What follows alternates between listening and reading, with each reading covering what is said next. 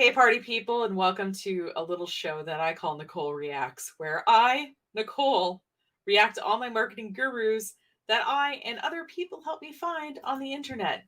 My qualifications for snarking commentary are that I own a marketing company, and I've had it for 15 years. I've worked with hundreds of clients on marketing strategy and implementation. So not only do I have a fair bit of knowledge about marketing, but also experience marketing different kinds of businesses. If you want to stick around, feel free, if you like the video, to hit the like button. That helps in visibility. If you think you like me enough to subscribe, that would be wonderful. I'm trying to get to 1,000 YouTube subscribers so I can monetize my content. There's enough watch hours to monetize the content, but not quite enough subscribers. So I know people like the content. I just need more people to subscribe. So thanks for considering that. And if you're still not sure, obviously just watch the video. Appreciate you even doing that. And if you want to see more of this kind of content, there's a whole Nicole Reacts playlist on the YouTube channel. And also there's a Nicole Reacts category on the website. If you go to the blog area, hit Nicole Reacts, and you'll see all the episodes there too. So today's person is James Blackwell. And again, some of these people, I don't know how I find them. I feel like as I watch these videos, they're just getting suggested to me. I think he might have been one of them. And what's interesting about him is the name of what he has is called the Agency Blueprint. Now, there's a whole brand of marketing person whose whole thing is to sell you the fact that you could run your own marketing agency if you just buy their expensive program, their expensive coaching package, insert thing here, right? But a lot of his videos talk about things like recruitment and mindset. So I also think he might be a network marketing trainer. So is he somebody helping people start marketing agencies, or is he someone doing MLM trainings? I guess we'll find out. I'm going this totally blind, to be honest. I just haven't had time to research the videos before I film them. It's been a crazy month. A lot of our clients are in the state of Maine, which is in the northeast coast of the United States for our international friends here. And this is where people go on vacation in the summer. So essentially, between mid-May and mid-October, about 70% of my clients are absolutely slammed, which means that I'm slammed because I'm trying to help them make as much money as possible during the time that their businesses are open and getting visitors. So things should calm down in another couple of weeks. Like I said, usually the beginning of the season is just kind of rough.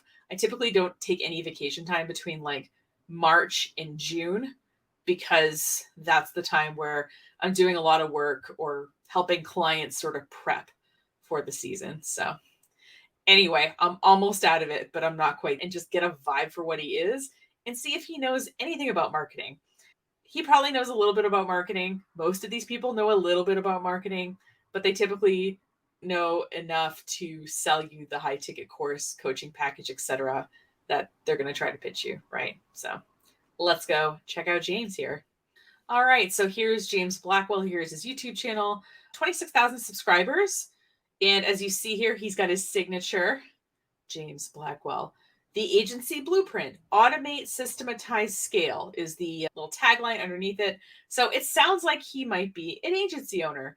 So if we look at the latest videos, you'll see that it's about knowing the purpose of building a recruitment business, revealing secrets of hitting 7 figures. So what I'm going to do is I actually want to do a little bit of a grab bag. I want to watch his automation video because a lot of these people will allude to automation or the fact that you need to have systems in your business, but they typically don't show you the systems, right? Because they want you to buy their expensive program. I want to watch that one for sure. So when I go to his sort of most popular video tab, there's a lot of content about his agency blueprint to build your own recruitment agency and interviews with people who've gone through his course. So I'm wondering if recruitment agency is another euphemism for MLM, or if he means you're going to build your own headhunting firm. We're going to start with the automation video because it's only 5 minutes long. That's right, guys. We can automate our whole business in 5 minutes. Who knew? And then we'll see where the day takes us here. Ooh, a little texture in the background. Knowing that I need to make a switch to automation, particularly for candidate search, right? Automating candidate search, because that's the most time consuming thing. But have you worked with folks like this with, 15 years, successful, probably pretty good billings, a little uneasy about the switch to automating things and having less control over the processes? Yeah, great question. Okay, so a candidate search, this is making it sound like it's more of a recruiting firm than anything else. Also, he has an agency blueprint. I believe that's what it says. Neon sign behind him, and it's super blurry. He sounds vaguely British, so. You're our ideal avatar, Nick. Like Australian. I think Australian. most of the people we've worked with have been in recruitment for 10, 15 years. And it's not just about generating revenue. It's like, are you working for the business or is the business working for you? How is recruiting staff about generating money for your business? Obviously, you want to hire like the best candidate for the job, but I don't know. I feel like we're talking in code here for network marketing, but let's see if he reveals a few more cards here. So the difference is that you're going to have to turn up for work every day and generate candidates manually and clients manually and keep doing the billings. So everyone will get to a point where you just don't want to do that anymore. Clients and billings. Okay. Like I have my marketing clients and I bill them, and people will get to a point where they don't want to do that. I guess if I don't like doing marketing for hire, I should just maybe find a different kind of business or just find a job, right? Wouldn't I just get out of this line of work if I didn't like that? Because for me personally, I haven't spoken to Canada for probably 5 or 6 years. And I don't want to. I'd rather have my business where it's at now. I could probably make an extra $1 million a year if I spoke to candidates, but I've got no freedom. I'd make another $1 million a year if I spoke to candidates, but I have no freedom. And then he's using a stock photo of a guy standing by a window in what looks like a high-rise building. I mean, it's not him. I'm still confused, but time. And it's not a business that I want. I want a business that runs without me to give me a better life. So yeah, I mean, we've helped a lot of people in your scenario just because you will get burnt out and you get tired of doing it. And it's not consistent because it's reliant on you. So you want to leverage yourself where you've got, maybe even if you've got a marketing sourcing team and automation, so at least you're not doing the sourcing element of candidates. You're just speaking to the highly qualified ones. So you're freeing your time up more. So you can probably do more with less. Okay, I'm just going to back up a little bit because I thought he'd keep that on the screen a little longer. So on the screen right now, it says, welcome, introduce yourself here. I can't tell if it's like a Facebook group or I think it might be on LinkedIn. I'm trying to figure out, it looks like it's a message board and there's like a watching feature. So maybe he's doing like a LinkedIn Live or something and screenshotted this. Hi all, I'm Robert, one of the co-founders of Corp Talent, a niche IT recruitment agency focused on digital data and immersive recruitment within Sweden. I'm based in the UK with a full recruitment team, but my other two co-founders are successful IT entrepreneurs from and currently based in Gothenburg. I have 5 employees today, 4 based in Sunderland, and 1 who works remotely from Malmo/London. I established my company 3.5 years ago. Okay, so it seems like an IT recruitment firm. And then the other guy says, it looks like a guy anyway in the profile picture. Hi all, Asa here, based in Melbourne, originally from the Northwest in the UK. I started Stack Recruitment in 2020 to recruit software engineer in the software engineering space in Melbourne. Okay, so it seems like actual recruiting firms are what's happening here. So let me get back to the point where we were. As opposed to 5 days a week. Pretty much everyone in here that's joined, these are just the welcome emails, but yeah, Gary set his business up over 10 years ago. They could do 1.5 to 2 million. So similar to you, but you wanted more freedom. So he's actually. Okay, so he's on a website called school.com, but it's spelled SKOOL.com. So I'm going to look at what that is while he's talking. 14 years experience, Frederick. Zach, this is the guy I was telling you, 9 years experience before. But pretty much most people have been like in the recruitment game quite a long time. 1988. Okay. So they know it's just, it comes to a point where you've got a light bulb and think, should I be leveraging like a different solution now? Because time changes. Look what's been happening in the world, but also with technology, it's advanced. And so is the recruitment space. So it's good. So he's saying like, hey, automate recruitment. You're going to give us some control, but you're going to get some free time.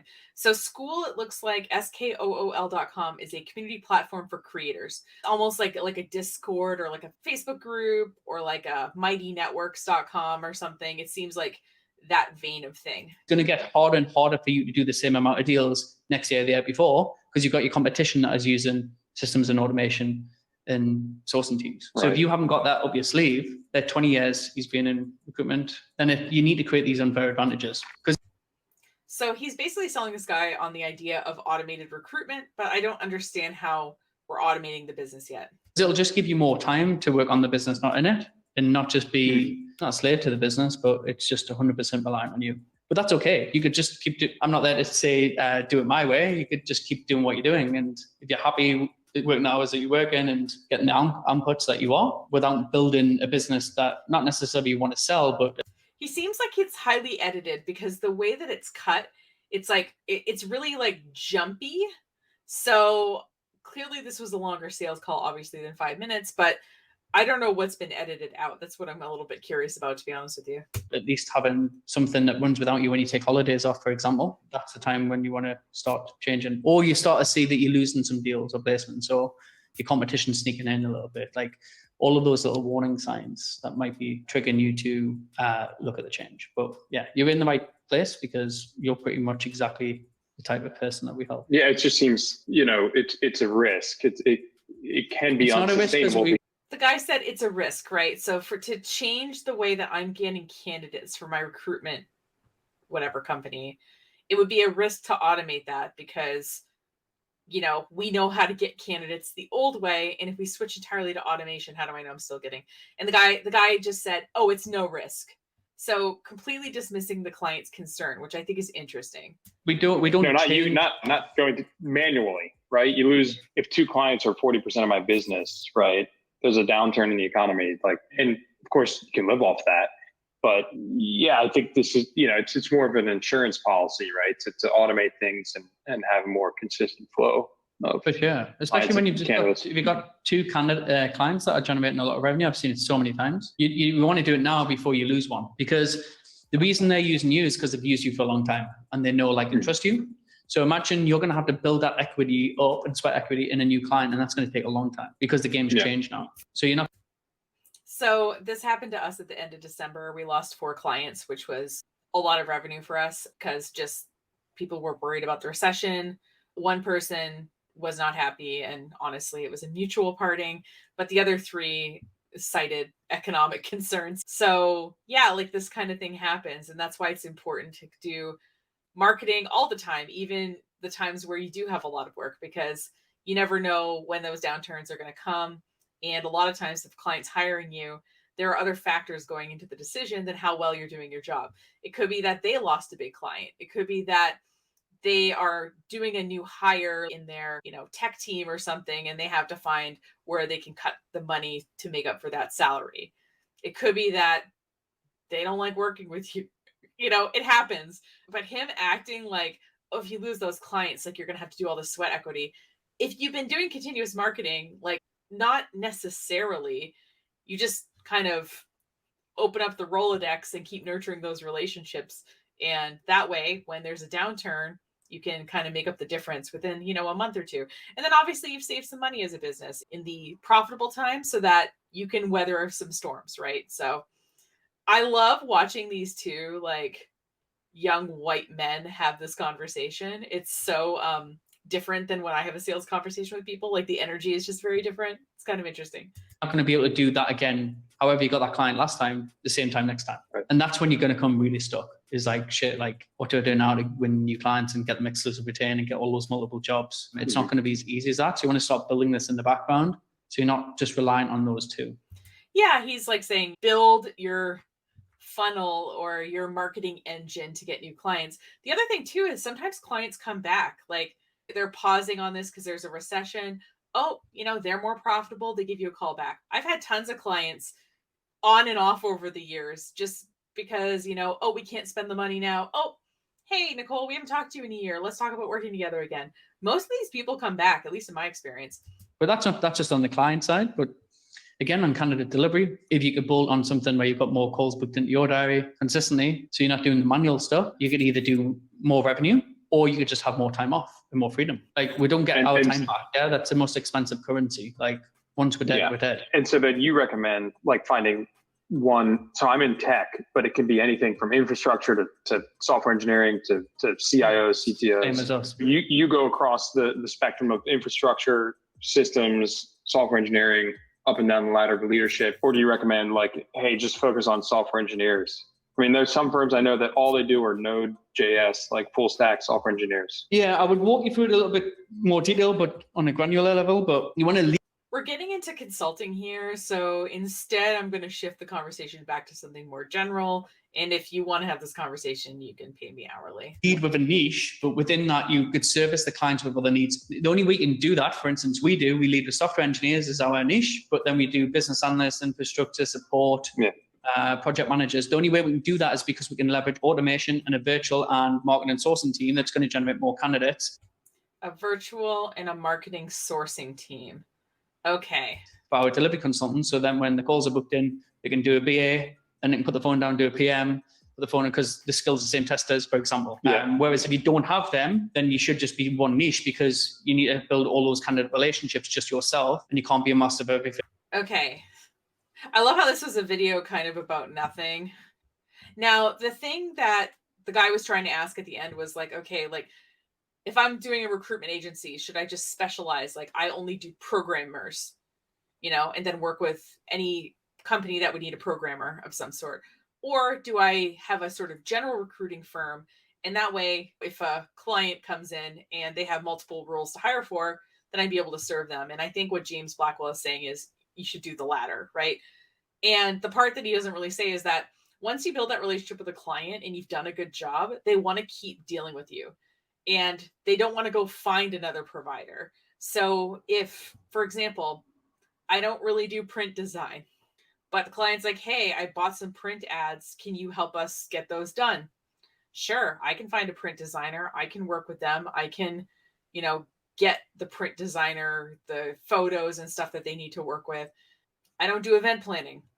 Oh, the client wants to do an event. Great. Well, I can obviously market the event, but in terms of setting up all the details, I'm going to find an event planner. I can put them under my banner and do that. Then the client's only dealing with me. They like dealing with me. I know what the client wants. I can be a bit of a filter to find these other people who do things that are complementary to what I do. So that was a 5-minute video about nothing. I kind of thought we were going to learn about automation, but anyway. All right. So the next video we're going to watch is 3 ways to grow your business, which sounds general enough that maybe it's going to be applicable in a marketing sense, because a lot of times people use marketing as a way to grow their business. So 3 guaranteed steps to Oh my God, I want to get him a microphone. grow your business. Number 1 is getting clients. So if you're in B2B business, a service-based business, The first step of having more money is having more customers. the first thing is getting clients. So I would have a campaign always using LinkedIn. LinkedIn's probably the most powerful tool, not just for recruitment agencies, but for most businesses now, because everyone's on there. And there's a lot of organic content that you can put in great reach on the newsfeed. So I'll be creating video content, social content, value adds, all on LinkedIn to generate your brand awareness, building your own brand as equity. Okay, so he has a microphone that's pinned to his lapel. I think it should be pinned up higher, or maybe he's in an echoey room.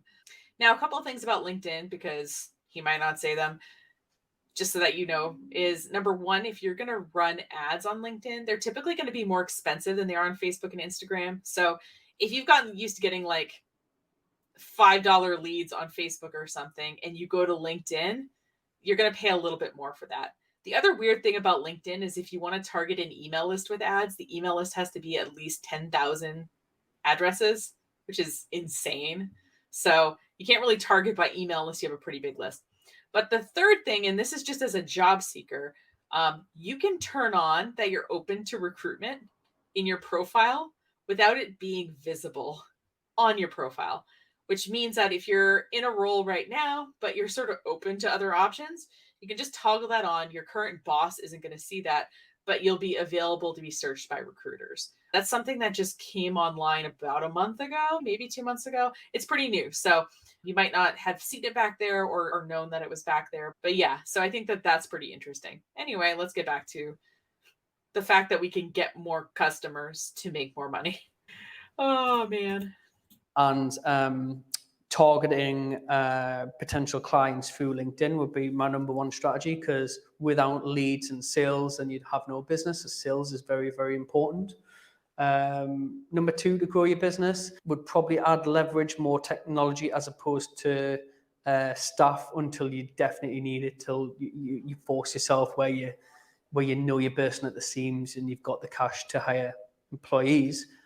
We're at a luxury now where we can hire more employees because we're bankrolled and saved money from being more frugal at the start. So when you are growing, try and be a little bit frugal on that and invest in automation tools and leverage, but also using the authenticity with your personal brand, pushing out that with video content, micro content, because that can go to different areas as well on blogs and your website.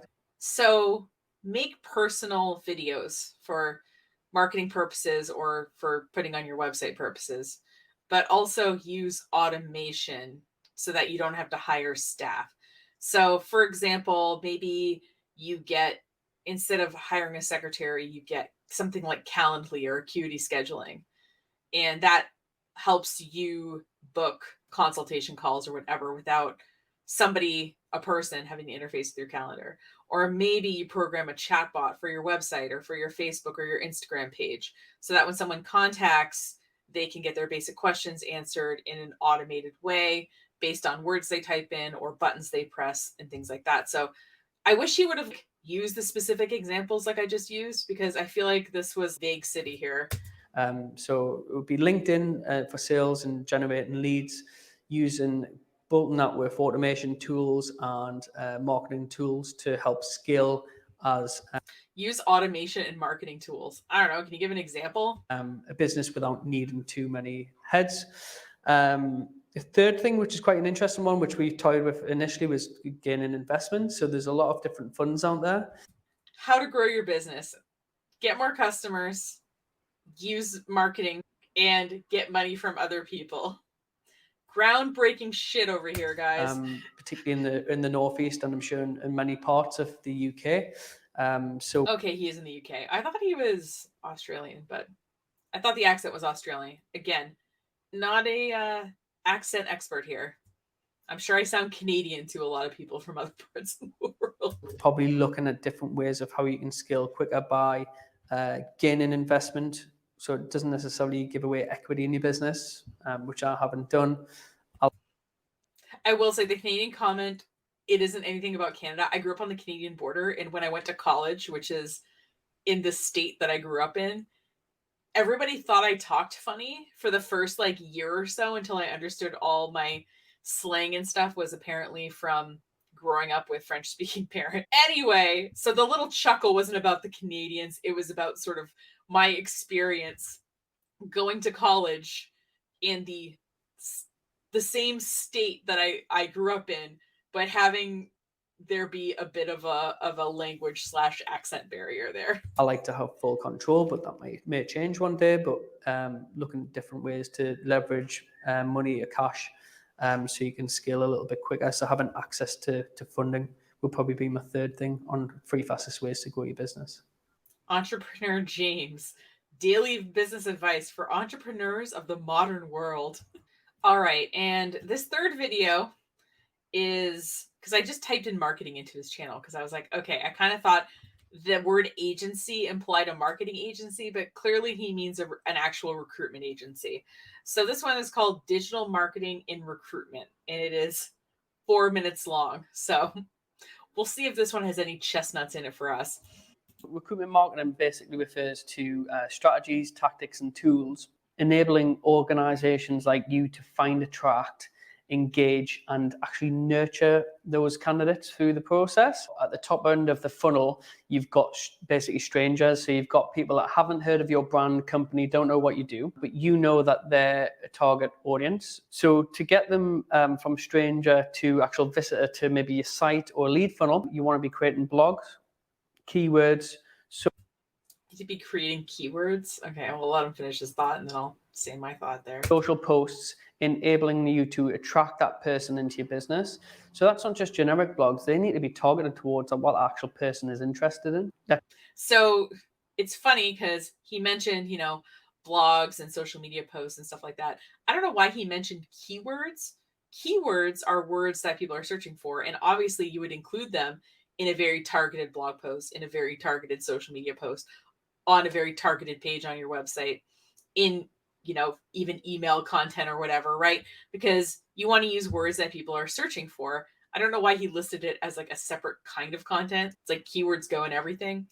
But the other thing he didn't mention is that if you know who your exact target person is, you just like, I'm trying to target management consulting firms with over $5 million a year in revenue who do business in New York State. If you know like sort of that, but you don't know exactly who those firms are, you can just take out an ad. That's what ads are for. So I'm not sure why he didn't mention ads as an example. Maybe he's about to. Well, let's get back to it. Let's pick a developer that has got PHP experience. What they're going to find appealing in a blog is going to be maybe other PHP developers talking about what different technologies they're using, maybe experience on a project or what they're using at the moment, type of tools they're using. That type of blog will engage that type of audience, so it needs to be really specific. The next is... So I don't think the content he proposed is actually a great idea.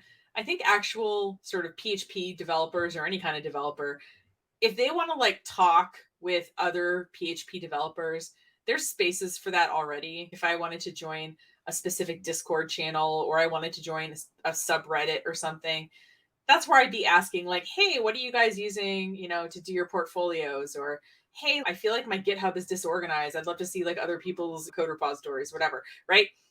They're talking about that there. Now, on your website, you're a recruitment firm. So maybe an article about, as a PHP developer, how I can make my resume, more compelling in a job search.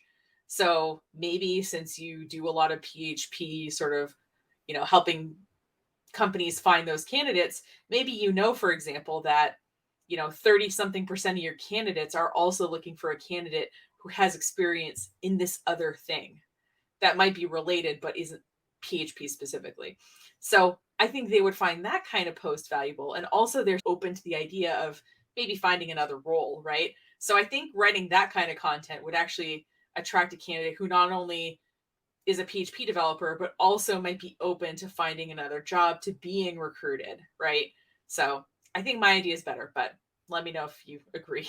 Social posting. So problem that we see with a lot of tech companies in the Northeast that we help them with is their brand on Twitter and social and LinkedIn and Facebook is all geared toward what their company does. So all of their language and promotional marketing material is going to be geared towards attracting other companies. But if you're trying to attract a developer, that's totally different to the type of content that you're pushing out on those social feeds, but also the type of followers that are following your business are all geared towards that B2B customer. So you need a separate strategy within your recruitment marketing funnel to enable you to attract, but also to gain followers that are developers. Another few things that we do are things like webinars, tech events, etc., and video, and also podcasting. These things drop into the funnel that are really specific to that audience, enabling you to gain them as a visitor. So the next part, once you've got them, is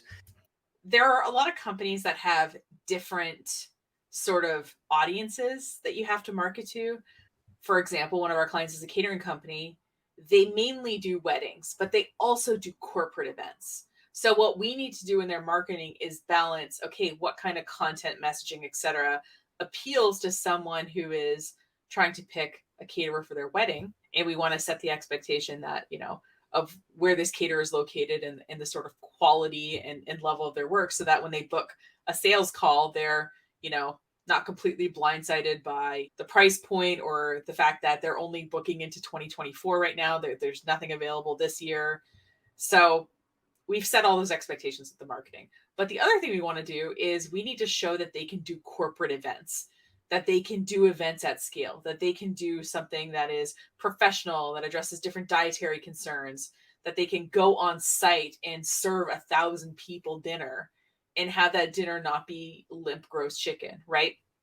So usually when we develop content for people, we're keeping in mind those different audiences and we're developing content that speaks to those audiences. So in his case with the recruitment firm, he's saying most recruitment firms just talk about, maybe the jobs that they have available and maybe like how they work with large companies to get them good candidates. But how do you attract the candidates? The thing is that most tech people are not great at networking. I'm not saying all of them. I'm just saying most of the ones that I know. I get my technology minded friends a lot of work because I'm out there, I'm doing the marketing thing, I'm having lots of conversations. And so it's easy for me to make those referrals. I don't know anything about recruitment firms, right? As just a potential candidate that they might want to hire. So what I would do if I had a recruitment agency is I would have, monthly or quarterly sort of like online networking things where I would invite people who are open to maybe looking for a new job, and maybe like I have a speed dating round where I can get to know them, they can get to know me really quick, and I can do a general presentation maybe to the whole group for like 10 minutes max of like, hey, as a recruitment firm, we can match you with companies who are looking to hire in your role. The average person that we work with ends up making 20% more than they are in the job that they're in when we contact them. Oh, and we're not going to take any money from you. We're not going to take a portion of your salary. We're not going to charge you a fee to match you with a firm. We just want good people in our database. So if you want to join us, after this meet and greet, fill out this form and we'll do an onboarding kind of thing or whatever, right? So I would do that kind of thing versus social media posts, because it's not like I'm following a bunch of recruitment firms, like seeing what they have to say. But if they did have an event that was useful to me, that would be a lot more compelling to me as a job candidate. But what do I know? All right. So what happens once we've got them? Your conversion. So once they've came into that funnel, the next step is either landing pages, calls to action, like forms. So then you need their details to get them in a nurturing funnel. So that might be a call to action where you're giving away prizes, gifts. It might be call to action to get them. What kind of gifts are we giving away? Are we giving away like an iPad every month for people who sign up for our email list? What is compelling? Maybe you could give an example. And webinar event, different things on landing pages, squeeze pages you might have heard before. You need something that funnels, squeeze pages, landing pages. I feel like this is just like a jargon fest. Essentially, they see something on social media, they click over to something, right? And typically it's a form that asks them for more information. That's all this is. It's going to engage with that developer to keep in contact with you again, or potential future employee, depending on what you're looking to hire. So that's what we would call a warm potential lead within sales, but within an actual candidate. Then you want to nurture them. So email marketing is big in terms of the nurture campaign. So can you keep them engaged? Tell them more things about your company, the projects that you're doing, the exciting tools you're using, day in the life of working here, video content, social events, all of that type of thing you can put into a funnel. And what we recommend is keeping in touch every 30 days. So every month you want to at least be engaging with that audience. What I don't understand is that he's saying like, okay, like show what it's like to work at your company. I think what he's saying is if you are like, let's say I was Acme technology company and I was hiring a PHP developer, you're saying that Acme company has to like look compelling to potential job candidates, so they should be maintaining their social media in that way? Or are you saying the recruitment firm, Nicole's recruiting firm, who's trying to work with Acme company, should be posting this stuff? This is a little confusing. Also, this guy is like, I know he's an attractive man, but like his delivery is like, ugh. Because they've shown some interest in your company. They might not be looking to move yet, but they've shown a glimpse. So when you're nurturing them, it might take 3, 6, 9, 12 months. But imagine if you had 10, 20, 30, 40 of those candidates within your funnel. You don't need a mass amount of thousands of signups because you're looking for a very specific hire. And you might know that you need to scale your business up to another 10 heads within the tech department, and you know what general roles they are. You can forward think and plan and strategize how you'll engage with that audience. And from there, I'm confused as to whether this video is for Acme technology company or if it's for Nicole's recruiting firm. Is this for fellow recruiting firms, or is this for the companies that might want to hire a recruiting firm to help them with this search? This is a little confusing to me. That's when the end result is obviously being able to close and actually make a hire. Okay. Maybe we'll do one more. All right. I'm a glutton for punishment, so we're going to watch one more. This video is 13 minutes long. It's one of the longer videos I've seen on his channel. It's called How My Recruitment Agency Makes $120,000 a Month. Now, I know that This is now not about network marketing, but about a recruitment agency, legitimately. So I get it. At the same time, part of what he wants to help people do, it seems like, is help people start recruitment agencies. And a lot of these videos have been so vague that I think if people weren't experts in recruitment, it would be hard for them to watch. So what we're going to do is watch this video, see how grifty it is, and then we're going to go to his website and see if he has any high ticket courses or something to sell us. So let's check in here. So let's do it. Oh, okay. So we're seeing a guru trailer here. We haven't seen this in a bit. Hold on. I have to like see. I want to see how old this video is compared to the other videos. Okay, this is 1 year ago. Okay, so it's not that new compared to the other videos we've been watching, but this seems a lot more produced. So, although I can't tell whether he's being kind of photoshopped in this picture or whether he's actually walking in a forest, but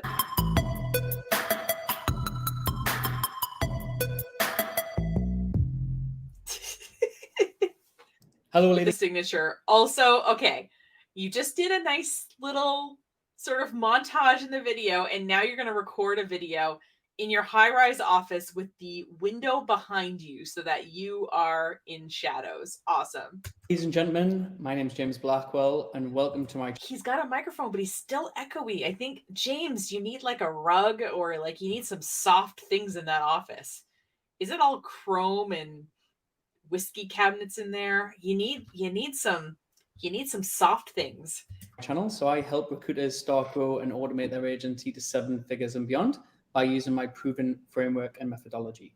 And in today's video, what I wanted to share with you is really just how my agency has performed to reach another 6-figure month in September, and the top 3 things that we've implemented in our agency, I think has really helped surpass that. So, yeah. So it seems like it was a 6-figure month, and then there was another 6-figure month.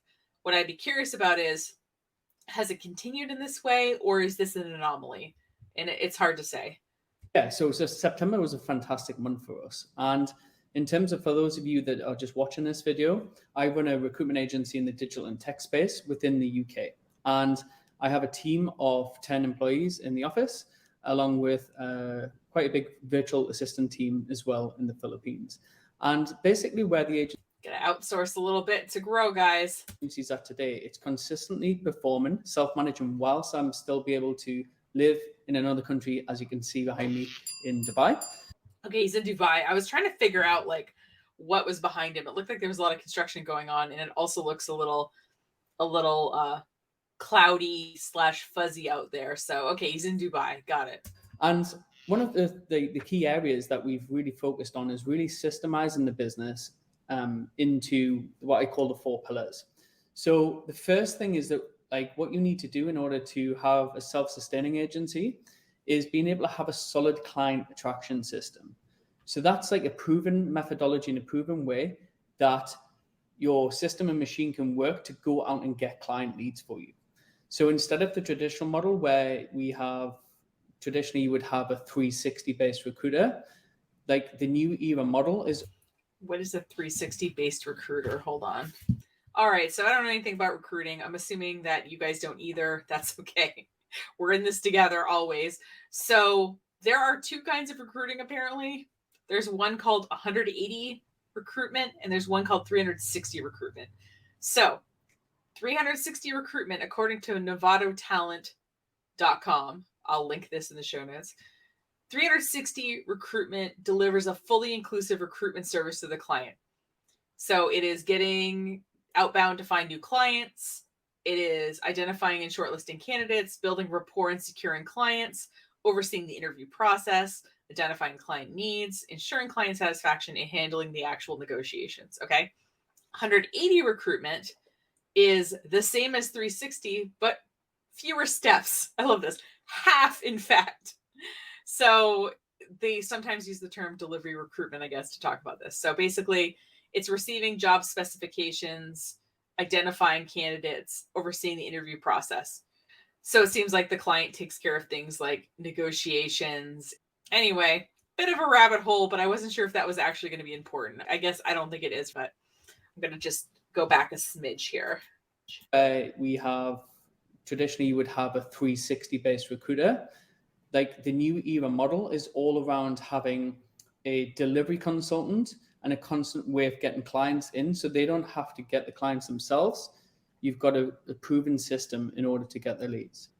But once you get the lead in, like the next thing that you need to build is going to be what I call a client conversion system. And in our program, Recruitment Accelerator, we build what we call in our recruitment accelerator. Ding, ding, ding. All right, we got a program. We'll go look at it right after. like a signature sales system. So that's a proven methodology and a proven way that you can walk a client lead and turn them into an exclusive or retained prospect. Now, that's probably the tip number one of what's really differentiated our agency to consistently, I mean, we'll be past like $120,000, $130,000 in revenue for perm fees this month that just finished. And one of the reasons was that for that is we've got... Okay, so use the term perm fee. So what I'm wondering is if part of the reason that he's using language like he's using, like very specific to recruitment agency language, is that he's trying to find people who have recruitment agencies already versus somebody like me who, like, I don't know anything about recruiting and I think I might want to start a recruitment agency. So maybe that's just a better candidate for him. And that's why he's using the terminology as he's talking about this exclusive stuff. And retained clients that just keep coming back and buying time and time again.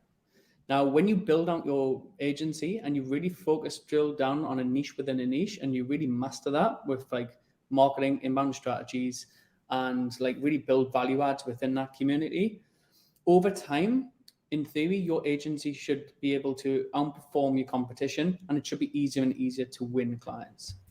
If you have a niche and provide valuable content and are good at your job, you're going to grow. Shocker. So having a conversion system that really nails down on why you're different, like an unfair advantage in the market, is very, very important. Because what's your unfair advantage, James, in the market? Just curious. If you don't have an unfair advantage, a client is not going to sign with you exclusive. Yeah, so why don't you tell us what yours is as an example so that it might help people think of what theirs might be. Now, a lot of agency owners, if you're... Oh, you're not going to tell us? Interesting. Watching this now, I'd imagine you're all struggling with finding candidates, which is what I'm going to come on to next in terms of a candidate attraction system. But when we look at the core fundamentals, firstly, are we working with the correct clients? Because when I look at like how my agency's performed and the 150 plus agency owners that we've helped scale this in the new era agency way. Okay, so he's had 150 people who bought this program. We're going to look at it in a second, and then we'll do math. It's around building out a solid Dream 100 strategy of like the clients that you want to work with that'll come back time and time again. Because gone is the day of like where you're making spot business, because it's manual. It's very hard work to make one placement with a client and then go and have to do it all over again and all over again. And if you're doing that whilst, whether it's cold calling or chasing leads manually yourself, you'll never have enough time to scale beyond yourself. So for some solopreneurs that are maybe watching this video as well, is like how you get past like doing 10 to 20K per month onwards. It requires like systems in the business that are going to set you free. Like what? What is a system that would set us free? What is something that most recruitment agencies do not have a system for, that you have a system for, and how much time did it free up, or how much money did it free up? So in terms of the client attraction system, that's one of the key things. Like us having exclusive clients has really enabled our agency to really perform really well. And I would say the second thing is naturally having superstar performers. Hire good people. Shocker. So he's saying that he has exclusives with clients. So what I'm wondering is, Acme Technology Company, right? If I say, all right, James Blackwell, we're going to sign an exclusive deal with you. And part of what he's promising is that I'm giving him exclusivity. I'm not going to any other people to help me hire the candidate. But maybe he says, okay, Acme Company, you're in upstate New York and you're the only company that I'm going to work with in upstate New York or something, right? Like, if I'm wondering if the exclusivity is just from me as Acme Technology hiring this recruitment firm, or if the exclusivity also goes both ways. Like if he is offering me something exclusive in return for that. So like having an A-player recruitment team is very, very crucial. And I'm lucky and blessed to have such a fantastic, highly vibrant team. He said he had 10 employees, and he just said he has an 8-member recruitment team. So maybe one of his people is like an admin or something that doesn't do the recruitment. And then there's him. So that makes 10, maybe. And it wasn't always like that. I think we're 6 years into the agency now. So I think looking back over the last 6 years, we've probably hired and fired probably 16 employees. And some of them are really good and nice people, but they just didn't fit within the business. And it takes so much time to hire someone and train them for them not to stay. That's hundreds of hours right there per person who left, because they came on board and tried it, at least probably for a month. We learned a lot. And you train them and you spent time getting them a company email and all of that stuff. You spent all that energy and then they go away. So it's expensive to hire staff, but it's really expensive to hire the wrong people for sure. For those mistakes. And what you realize, we're a small company. There's 4 of us in the company at the moment. I've had 3 people quit and I've fired 1 person in the last 15 years. So I've been a pretty small company, but man, 16 people in 6 years, that's a lot of turnover, but maybe that's typical in the recruitment space. I don't know. Is that like one good A-player employee can really outperform 4 or 5 average people. And again, it's people that are coming from the traditional mindset of like how I grew up within recruitment as well, was like a typical old school recruitment model where it was all about being suited and booted, bums on seats, and doing 1 to 2 deals per month was like okay being in that company. And so he's acting like 2 placements a month would be a lot. That's what it sounds like suits and boots, like butts and seats kind of thing. It sounds like that's working quickly. So I'd be curious. One of my clients has a recruitment firm. I should ask her about how her pricing and stuff works. We do work for her other business, but it's really interesting.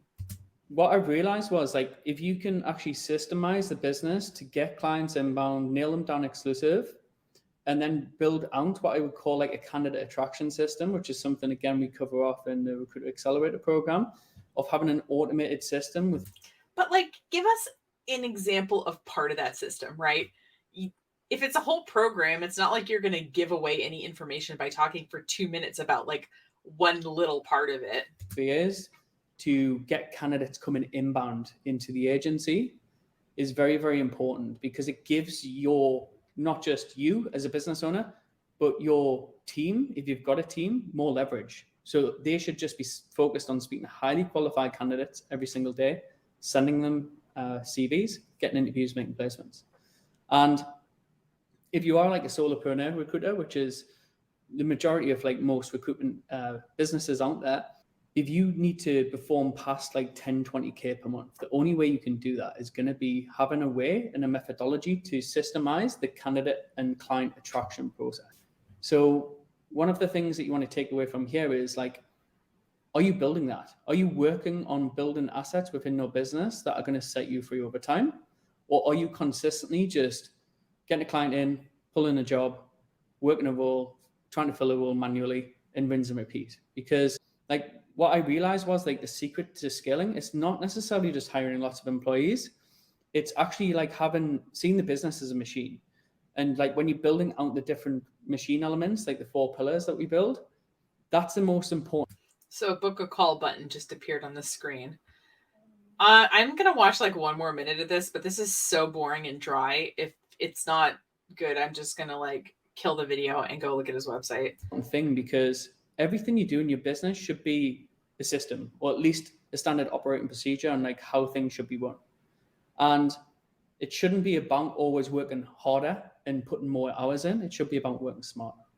So the second thing was obviously having a really highly vibrant team. Like I am very lucky with that.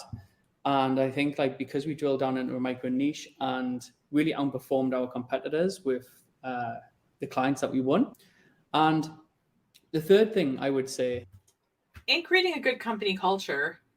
I mean, pay them well, obviously, as well as you can. But I mean, figure out what they want and need. Maybe they need flexibility. Maybe they want training on something. Maybe they really like, I don't know, doing a specific part of the recruitment. And you're like, okay, like let's make that most of your job because you really like doing that. I'm just saying there are ways to create an opportunity besides saying like, oh, we like outperformed every recruitment agency in our industry. But like, you can create a positive, good work environment that makes people want to come to your company and want to stay. That's a big part of it too. Is having a real highly vibrant marketing machine, so an inbound marketing machine. Okay.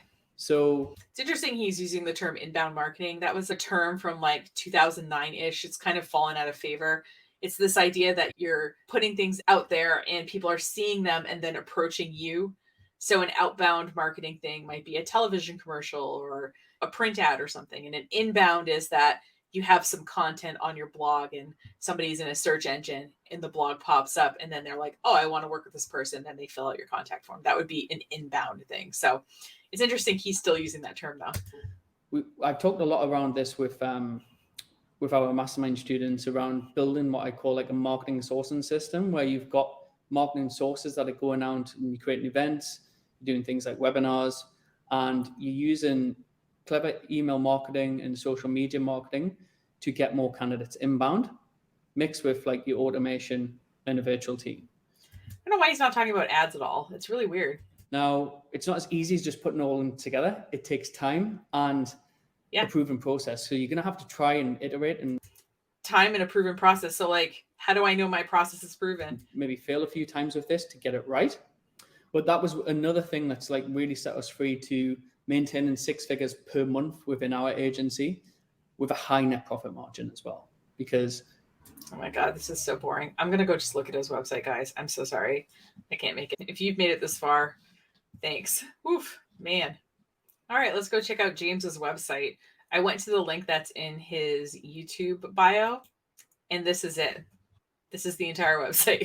So apparently it's called the lead magnet. So it looks like he has a whiteboard and he's talking about his system, the self-sustaining recruitment agency. So I'm just curious where these two different things go. There's one called Get Access Now, a big green button, and then there's a free workshop. So let's click Get Access Now.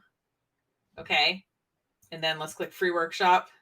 It just reloads, but without, okay. Weird, but okay. There's really small print on the bottom that says, this site is not a part of the Facebook website or Facebook Inc. So I'm wondering if this is typically the URL he uses to run ads on Facebook. I'm going to look up his name in a search engine and see if different websites come up besides this. All right, so we're going to his Instagram. Okay, theagencyblueprint.com. That makes sense. So there's the agency blueprint. Oh, we get to apply. So I'm going to click get a price to see if there's a price. I have to see a demo before I'm given a price. But he's using Calendly. I use Calendly too. So apply now. Same thing. Oh my God. Stop it. All right, back here. All right, it's weird because it says join 500 plus kick-ass entrepreneurs, but it says that he has 310 active clients. So there's kind of a bit of a 200 entrepreneur difference between those two numbers. I'm not quite sure why. All right, so what I'm going to do here is I'm dividing $44 million made by clients, and he said there was 510 kick-ass entrepreneurs. So I'm dividing $44 million by 510, and I'm getting $86,274.51. Okay, but he said since 2019. So we're going to just be generous and say, you know what, this was uploaded a year ago. So maybe he means 2019, 2020, and 2021. So we can say divided by 3 years. So over the course of 3 years, to be generous, $28,758.17. I don't know what his retainer is for these clients, but I'm just saying making $28,000 in a year is doable without buying a program. Listen, I'm not saying he doesn't know how to run a recruiting firm. I know nothing about running a recruiting firm. I'm just saying that, like, the numbers aren't impressive. Maybe he knows a ton about recruiting. I haven't got any useful enough nuggets as somebody who would think about buying a program to entice me to buy the program.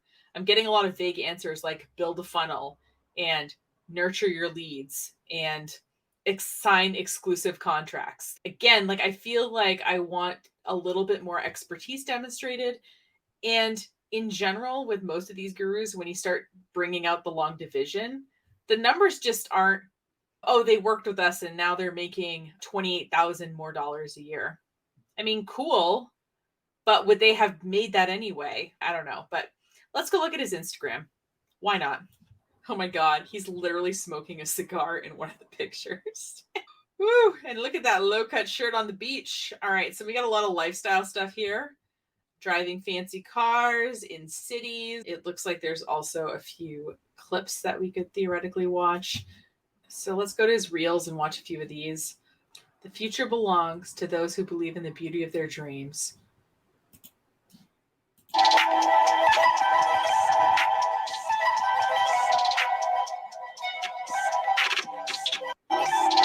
So we saw this content of the steering wheel in the previous reel. This looks like a fancy car. It's a Mac Black looking car. A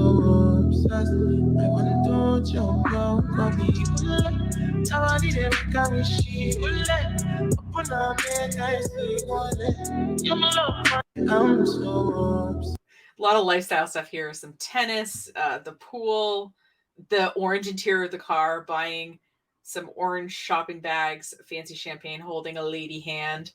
Yeah, okay. No rich parents, no connections, no assistance, no excuses. Just hard work, desire, consistency, and pure focus. It was the last time. Okay, so now he's in Dubai with a fancy car. Day by day, nothing changes, but the decade of consistency and compounding will create the life you want. Be the king of consistency. So, oh God, this is just all lifestyle. Okay, hold on. We're going to go look at this podcast content. Future vision of like what I wanted and where I wanted to be. My current reality was just so far away from that. And I went through a difficult time then. It was the first time ever that I experienced like anxiety as such. And I actually had like a panic attack, which was mental. Never happened to me before. And I was like, what is actually going on? When I had like personal mentors, I actually realized that it was, it's where your current reality and your future dreams and goals are so far apart. Like, because I was listening to all these multimillionaire entrepreneurs and everything else, but I was just going back to my job earning 50, 60K a year. The income wasn't matching where my dreams wanted to be and the current reality. And it was so far apart. Oh my God, so boring. Are you going to talk about anything? Someone has ambitions to start their own business, but is still working a 9 to 5. They need to be doing the personal development. So if you do that every single day for 1 or 2 years, and then you have become a better version of yourself. Okay, got it. We got to do professional development to be better. Okay. All right. And because I'm really curious how much this costs, I just obviously typed into a search engine, like, how much does it cost?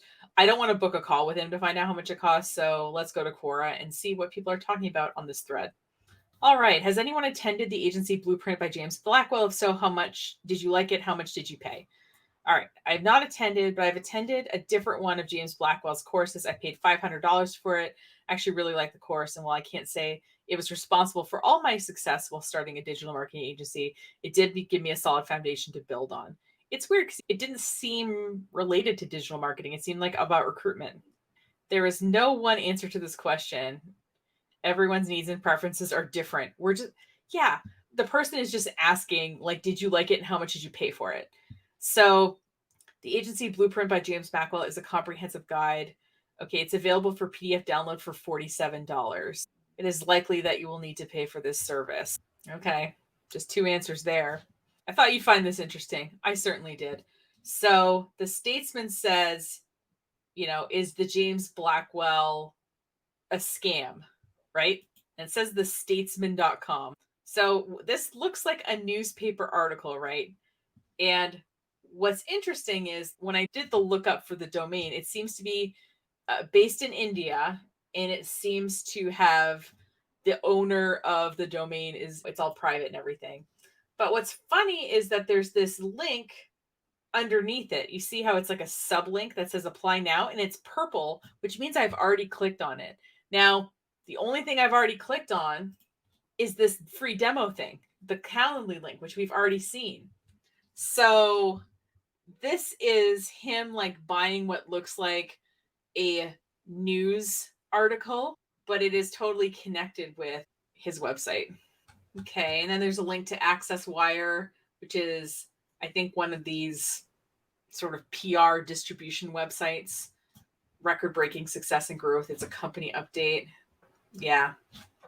Looks sketchy to me, guys. So I guess James Blackwell was neither of the two things I thought he was. It was about recruiting a legitimate recruitment agency. So I guess I could have done my homework there, but I still think it was an interesting rabbit hole, and we were still able to talk about the marketing stuff and watching long form content with short form content and then seeing how reputable this guy is. He seems really sketchy.